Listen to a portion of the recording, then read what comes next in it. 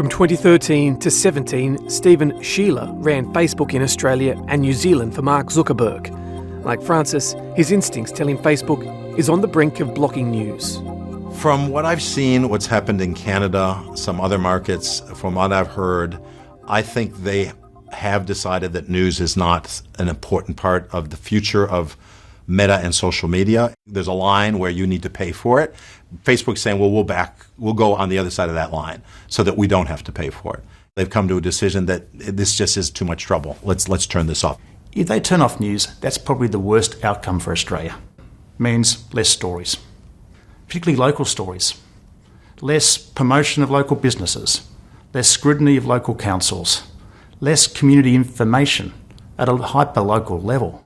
That's a real concern, I think, for Australia and Australian society.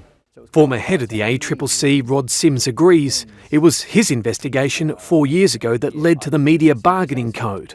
Media is the fourth estate.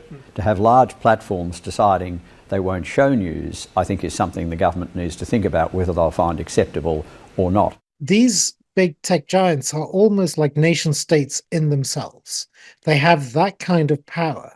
And it's very hard for somewhere like Canada, potentially for somewhere like Australia, to really force these platforms to do what is best for society, which would be carry news on their platforms. You've testified that Facebook puts, in your words, astronomical profits ahead of people. Do you still stand by that? Let's do for easy math, 20 million Australian users. Let's say every year they make at least $150. It's probably more. That adds up to billions and billions and billions of dollars in revenue just off of Australians. Their last accounts in Australia, they reported approximately $1.2 billion of revenue. The ACCC, in its report, estimated it to be between $4.2 and $5.3 billion. And despite that enormous revenue, Meta works hard to make sure it pays minimal tax here. In fact, in 2021, it paid $24 million tax in Australia. The year before, even less, as it sends hundreds of millions of dollars back to its parent company overseas.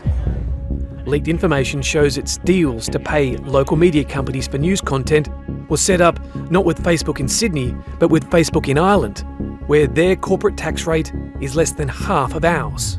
They operate at enormous scale, and therefore the ability to be able to reasonably negotiate with them commercially is very difficult in a relatively small market like Australia versus the rest of the world. And they point blank refused to negotiate, contrary to the laws of the Australian Parliament. Is Mark Zuckerberg a digital dictator? In our experience the past week, yes. He said that there are no terms, there is no negotiation, and will continue to take your content. It's not an overstatement to say that he's a digital dictator. He has the majority of shares of control in his company. No one can remove him except for basically his own bad behavior. He became the CEO of Facebook when he was 19 years old. He has been surrounded by people who just tell him what he wants to hear ever since. He's about to turn 40. That's half his life he's spent in an echo chamber.